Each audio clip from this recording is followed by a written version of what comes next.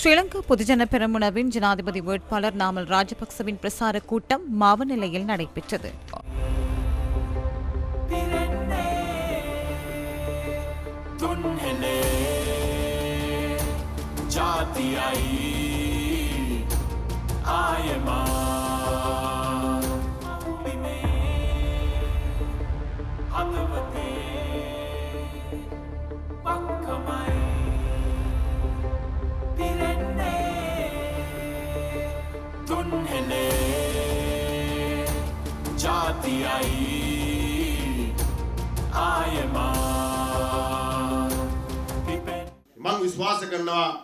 ஹிம்மால் கட்டியெழுப்பப்படும் அரசாங்கம் நிச்சயமாக நமது நாட்டுக்கு தேவையான, நாட்டுக்கு ஏற்ற யதார்த்தமான அரசியல் கொள்கைகளுடனேயே அமையும் என நான் நம்புகிறேன்.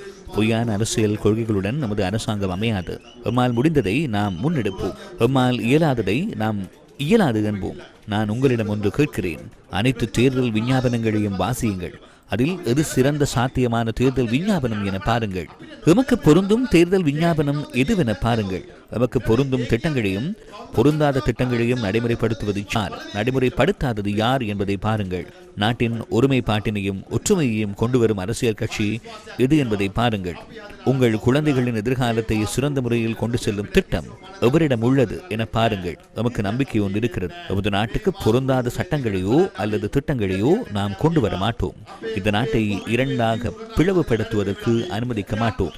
உங்களுக்காக, எமக்காக, நமக்காக அபிவிருத்தி அடைந்த வளர்ந்த நாட்டை நாம் உருவாக்குவோம். உங்கள் அனைவருக்கும் வெற்றி கிட்டட்டும்.